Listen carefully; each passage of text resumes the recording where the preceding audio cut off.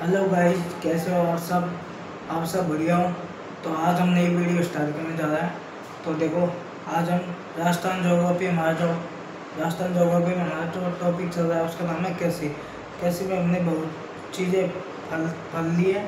उसके बाद में हमने देखा है कैसे कब आएगी कहाँ, एक तो मानसून के आधार पर, एक उपयोग के आधार पर। उपयोग के आधार पर दिखा था पहला अनाज या खाद्यान्न फसलें। वे फसलें जो भोजन के रूप में उपयोग होती है, मतलब खाने के रूप में उपयोग होती हैं, उन्हें अनाज या खाद्यान्न फसलें कहते हैं। जैसे खरीफ खरीफ अनाज या खाने के लिए होता है, मक्का, ज्वार, चावल और रागी। रबी की फसल में गेहूँ और ज्वार। उसके बाद में देखना है आपको, उसके बाद पहलों का मुख्य खाद्यान्न फसलें कौन सी है।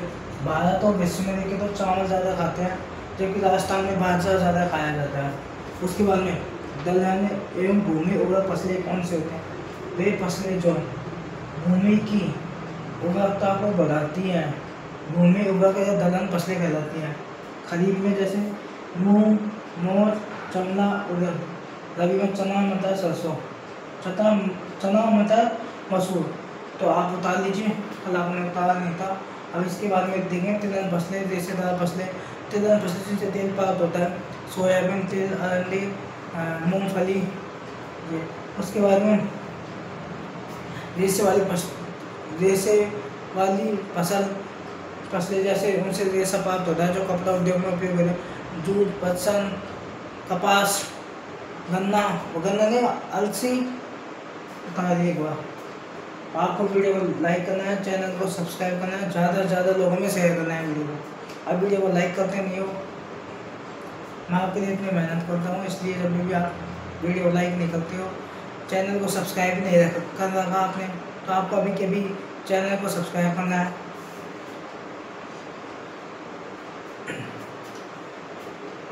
तो अब इससे आगे देखें तिलहन फसलें। बता दीजिए एक बार।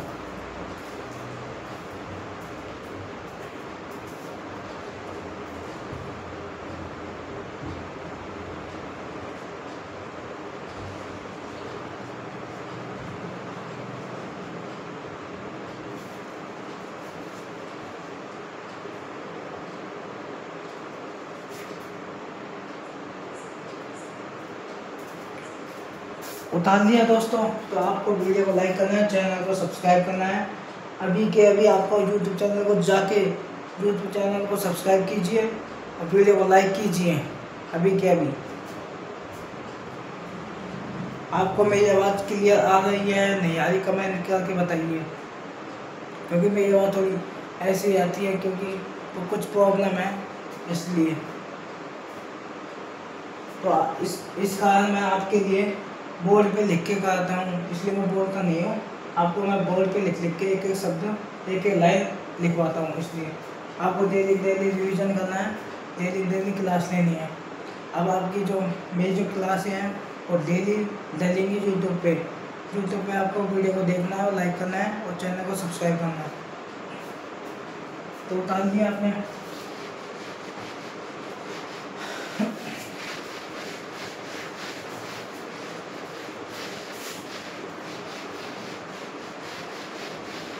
मैंने जो यूट्यूब चैनल खोला है, जो आप ही के फ़ायदे के लिए मैंने यूट्यूब चैनल खोला है, क्योंकि आप यदि मुझे सब्सक्राइब करोगे, मेरे चैनल को लाइक करोगे वीडियो को, तो मैं आगे मेरा चैनल ग्रो कर पाएगा। यदि आप वीडियो को लाइक नहीं करोगे, चैनल सब्सक्राइब नहीं करोगे, तो मेरी वीडियो नहीं चल पाएंगे, मेरा चैनल ग्रो नहीं करेगा। तो आपको सहयोग करना है, मेरा पूरा सहयोग। मैं भी आपके प्रति मैं भी सहयोग करूँगा। आप कमेंट में बताइए कि सर हमें इसकी क्लास चाहिए, तो आप राजस्थान ज्योग्राफी होने के बाद में मैं आपके लिए इंडियन ज्योग्राफी स्टार्ट करूँगा, जिसमें हम खनिज पढ़ेंगे। खनिज के बाद में उद्योग, सारी चीज़, मतलब जितने राजस्थान में टॉपिक है वो सब पढ़ेंगे हम एक एक के। उसके बाद में आपको वीडियो को लाइक करना है, चैनल को सब्सक्राइब करना है, चैनल को भूलना नहीं है सब्सक्राइब करना। तो तीसरी देखनी है तिलहन फसलें।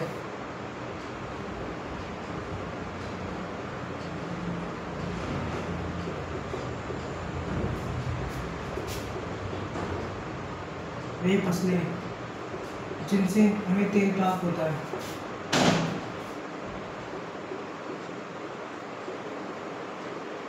तेल प्राप्त होता है, तिलहन फसलें कहलाती हैं।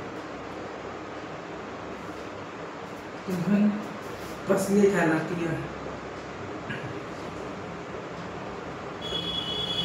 तिलहन फसलें कौन कौन सी हैं? खरीफ की फसल कौन सी है? खरीफ में तिलहन फसलें देखेंगे। और रबी में देखते हैं तो सरसों का तेल निकलता है जिससे हम सब्जी बनाते हैं।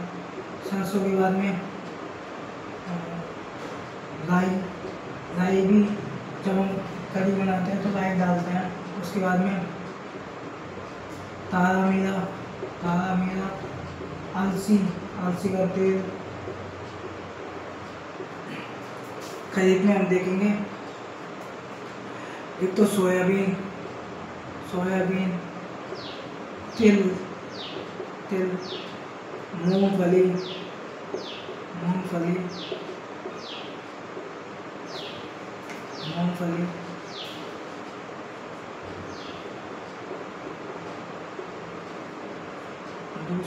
अभी अरंडी, और उसके बाद में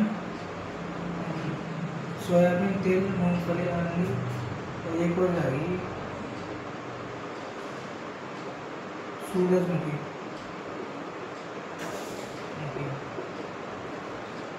ये हमारी फसलें हैं जिनसे हमें तेल प्राप्त होता है। अगला लिखना है रेशेदार फसलें। रेशेदार फसलें कौन सी होती है? वे फसलें जिनसे हमें रेशा प्राप्त होता है। वे फसलें जिनसे हमें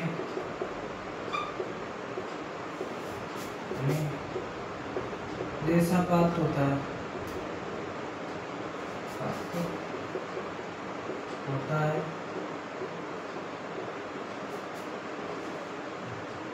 वे फसलें जिनसे हमें रेशा प्राप्त होता है। कपड़ा उद्योग में उपयोगी होता है। यह कपड़ा उद्योग में उपयोगी होता है। जो रेशे का उपयोग कपड़ा उद्योग में होता है।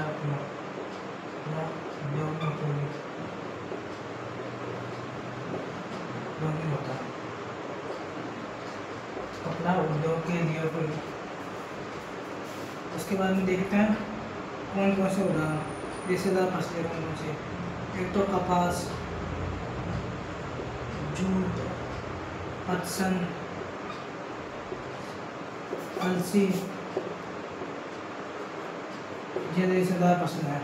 अब इसके बाद में नकदी फसलें, पेय फसलें जिनमें पीने में काम आता है, जैसे गन्ना। तो बता दीजिए दोस्तों, आपको वीडियो को लाइक करना है, चैनल को सब्सक्राइब करना है।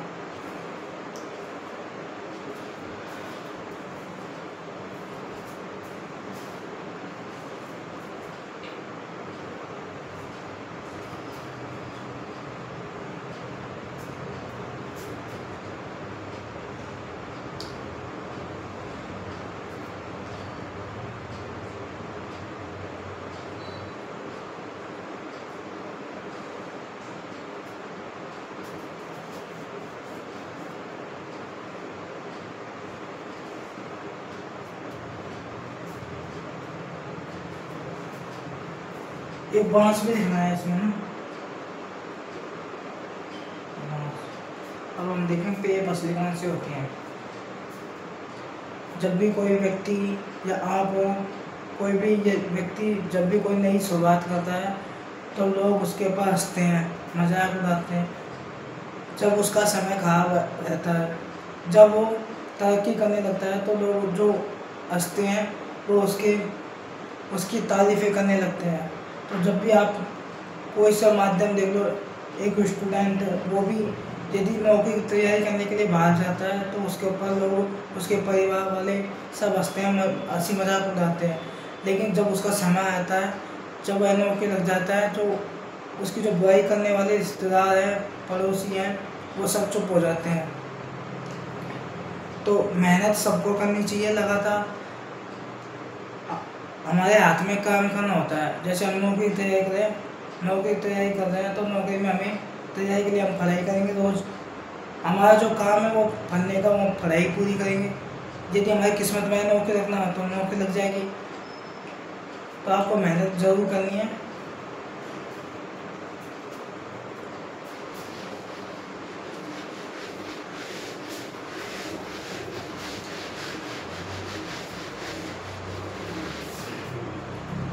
आना चाहिए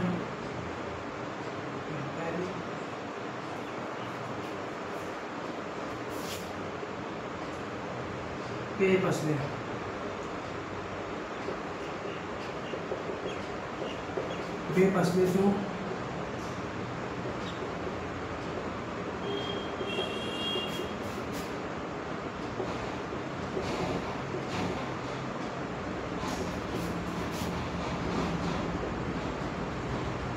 बेफसलें जो पीने के रूप में उपयोगी होती हैं, जैसे उदाहरण पीने के काम में क्या आता है, गन्ना, गन्ने का जूस पीते हैं, जो कहवा या कॉफ़ी और चाय। तो एक हो जाता है सिट्रस फ्रूट आता है, जो एक नींबू वर्गीय फल है, नींबू वर्गीय फल, इसको पिया जाता है। उसके बाद में छठवीं नकदी फसलें।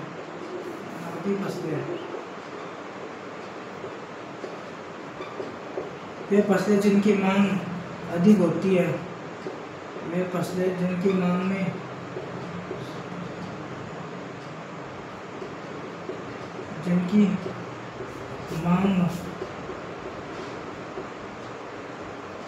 वे फसलें जिनकी मांग अधिक होती है,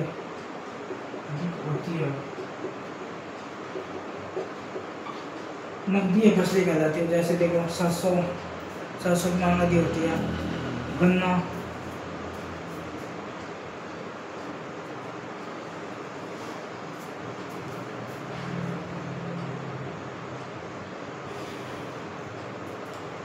नकदी फसल है, नकदी फसलें वे फसलें जो उद्योगों में, वे फसलें जिनकी उद्योगों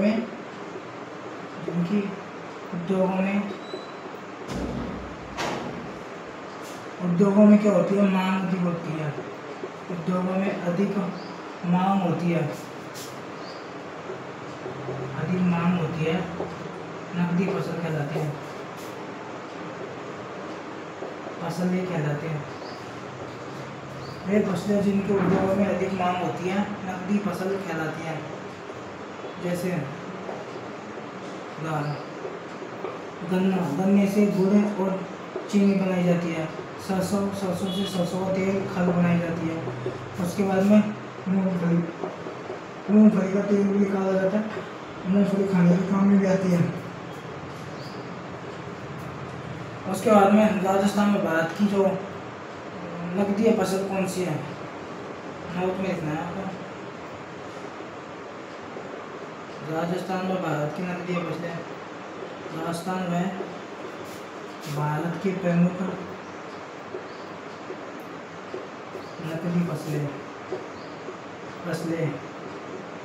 फसलें हैं राजस्थान भारत की। उनका नाम है कपास राजस्थान की तो भारत की प्रमुख नकदी फसल है। तो दोस्तों बता दीजिए आप।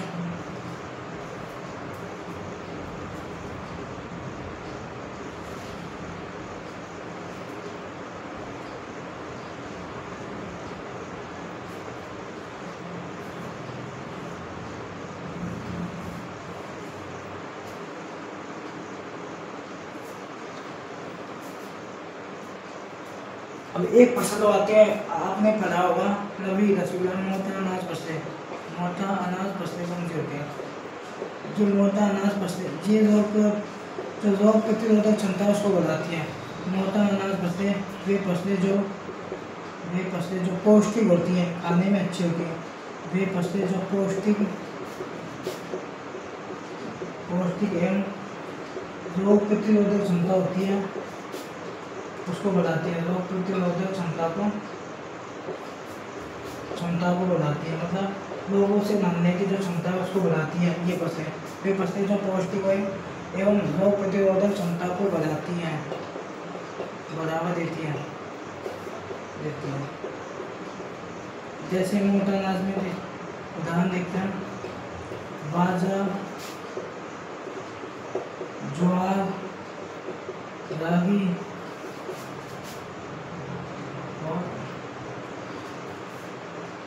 और उसका नाम कंगनी और कोदो और कंगनी, ये फसलें हैं जो पौष्टिक होती हैं एवं रोग प्रतिरोधक क्षमता से हमारी सहायता करती हैं। मोटा अनाज फसलें वे फसलें जो पौष्टिक एवं रोग प्रतिरोधक क्षमता को बढ़ावा देती है। उदाहरण बाजरा, ज्वार, रागी, कोदो और कंगनी बता दीजिए। अब इसके बाद में हम देखेंगे यूएनओ ने 2023 के अनुसार प्रमुख फसलों के उपनाम।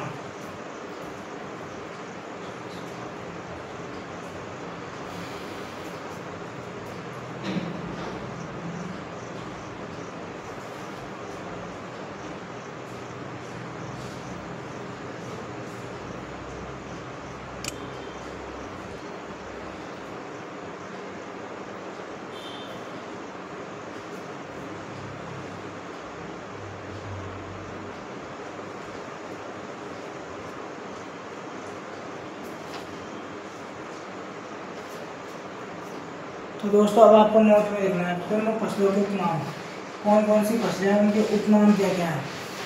तो हम देखेंगे उनकी जलवायु, मतलब कौन कौन सी वर्षा की कितनी आवश्यकता होती है। तो प्रमुख फसलों के उपनाम, प्रमुख फसलों के उपनाम,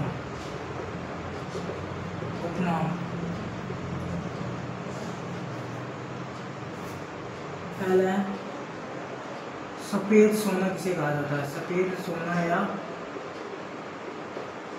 सफेद सोना, बानिया। सफेद सोना या बानिया किसे कहा जाता है, अफीम, ये कपास को कहा जाता है। सफेद सोना कपास को कहा जाता है। काला सोना किसे कहा जाता है, काला सोना किसे कहा जाता है दोस्तों, अफीम को। काला सोना हम कहते हैं अफीम को, अफीम को। सुनहरा रेशा किसे कहा जाता है, सुनहरा रेशा, सुनहरा रेशा कहा जाता है जूट और पतसंगों।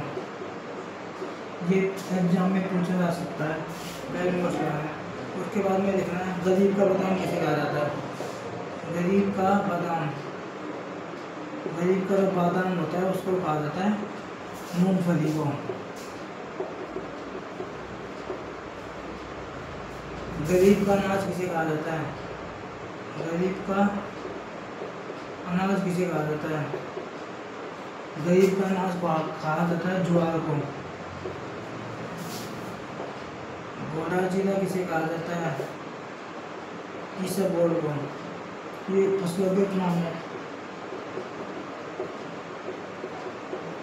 आदिवासियों की लकड़ी किसे कहा जाता है, बांस को।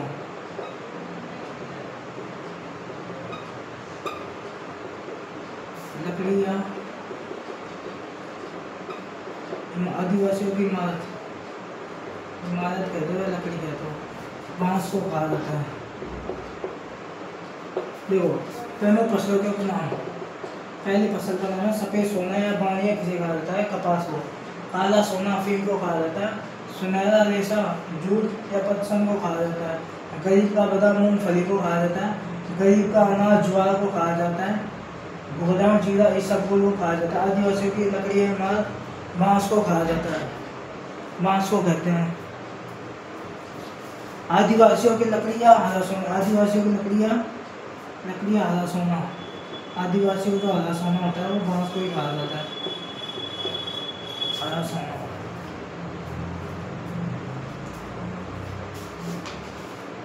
इसको आप ऐसे बोल सकते हो, अनाज भी लिख सकते हो, खाद्यान्न, खाने का मतलब भोजन के रूप में है ना, ज्वार होती है ना।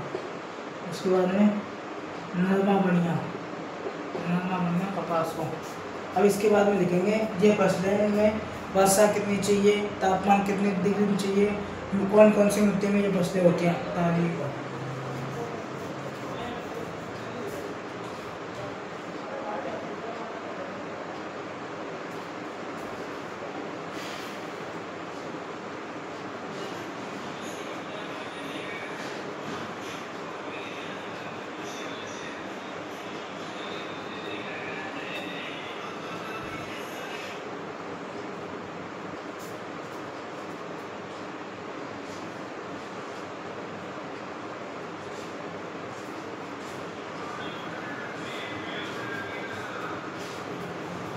अब हमने 3 पॉइंट देखा था प्रमुख फसलों की भौगोलिक दशा, अब वो देखेंगे।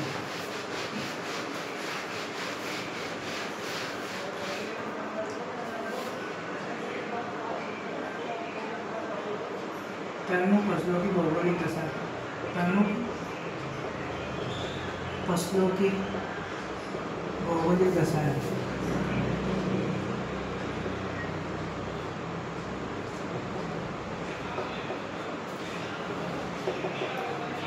पहला देखेंगे प्रमुख फसल, फसल का नाम तापमान, वर्षा, तापमान, मिट्टी।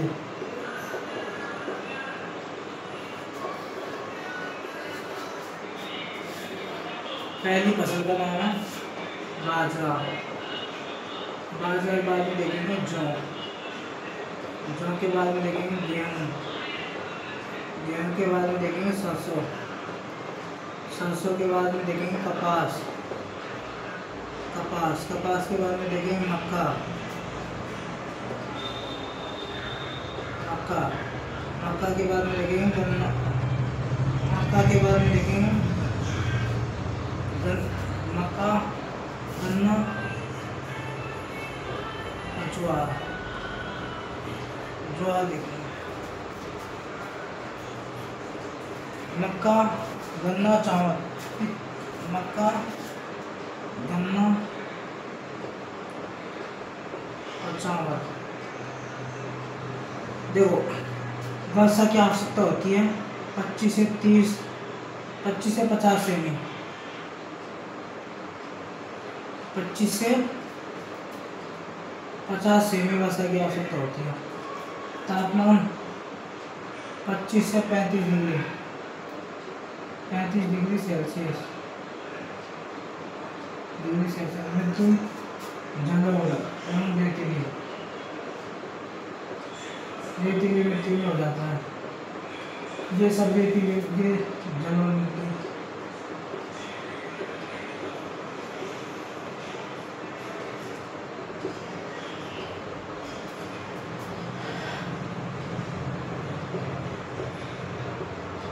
जो कपास होती है वो काली मिट्टी में होती है, कपास।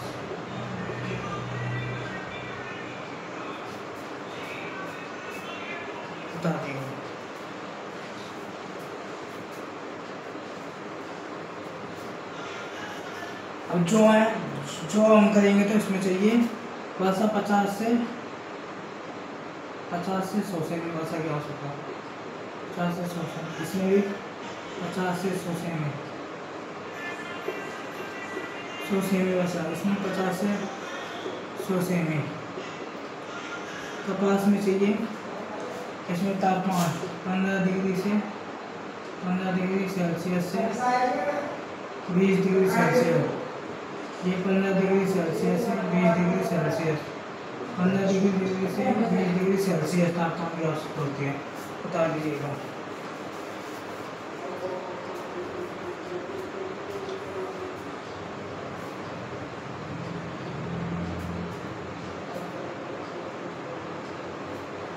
देखो कपास में 50 से 100 सेमी वर्षा की आवश्यकता होती है। फिर मक्का में होती है 75 सेमी वर्षा की आवश्यकता। फिर गन्ने में 125 से 150 सेमी वर्षा की आवश्यकता होती है। इसमें 150 से 200 सेमी वर्षा की आवश्यकता होती है चावल में। इसके लिए लाल चिकनी मिट्टी चाहिए, लाल चिकनी मिट्टी, लाल चिकनी मिट्टी।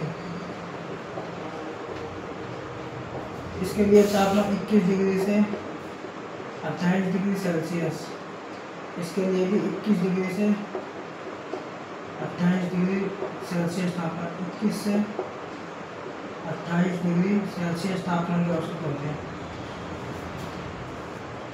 28 डिग्री से 21 से 28 डिग्री तापमान की जरूरत है। तो ये हमें प्रमुख फसलें है। बाजरा के लिए वर्षा चाहिए 50 से 50 सेमी, 25 से 50 सेमी, तापमान 25 डिग्री से 35 डिग्री, जलोढ़ एवं रेतीली मिट्टी। जौ के लिए 50 से 100 सेमी वर्षा, गेहूँ के लिए 50 से 100, सरसों के लिए 50 से 100 सेमी, कपास के लिए 50 से 100 सेमी, मक्का के लिए 75 सेमी, गन्ने के लिए 125 से 150 सेमी और चावल के लिए 150 से 200 सेमी वर्षा की आवश्यकता होती है। बता दीजिए बात।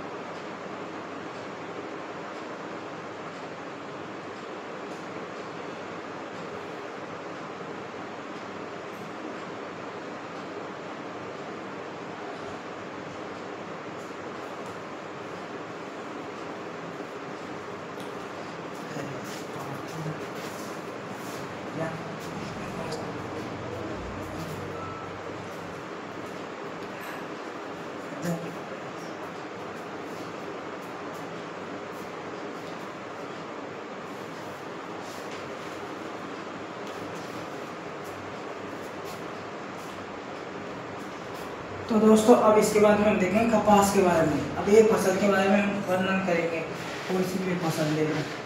कपास के बारे में राजस्थान में कपास की भौगोलिक दशाएं, वितरण एवं उत्पादन क्षेत्र।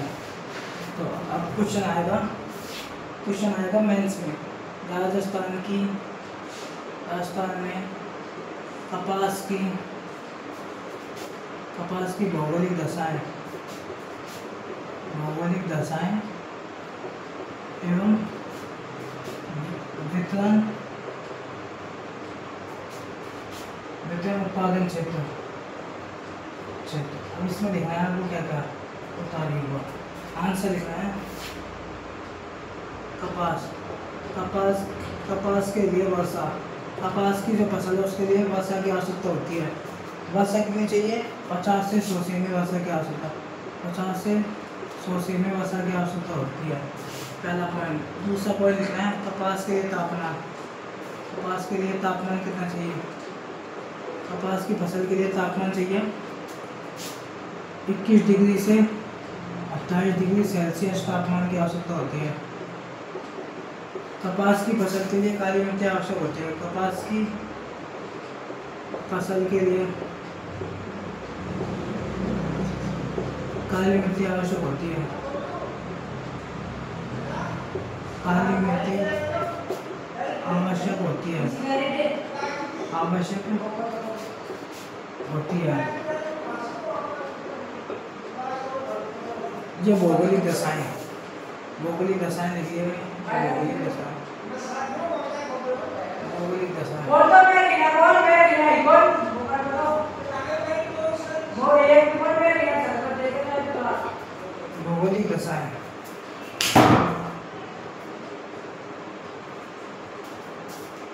भौगोलिक दशाएं अब इसके बारे में लिख रहे हैं विशेषता। इसका उत्पादन क्षेत्र, कपास का उत्पादन क्षेत्र कौन सा है? उत्पादन क्षेत्र विशेषता देख लीजिए। विशेषता में लिखना है आपको, लिखना है कपास एक खरीफ की फसल है। कपास एक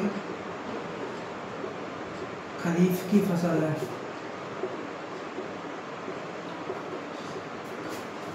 कपास एक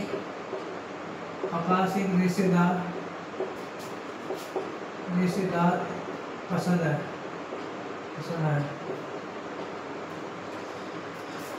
कपास का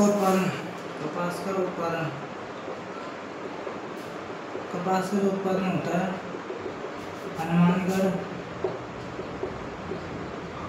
श्रीगंगानगर और जोधपुर में।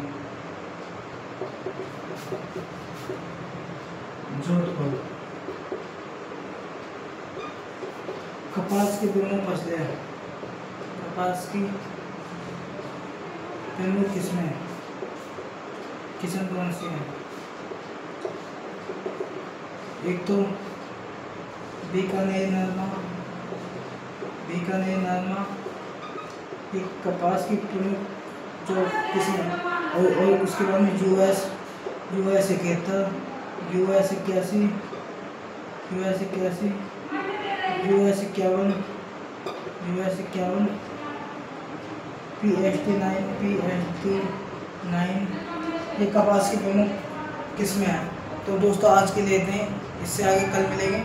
तो आपसे निवेदन है कि आपको वीडियो को लाइक करना है, चैनल को सब्सक्राइब करना है। Thank you.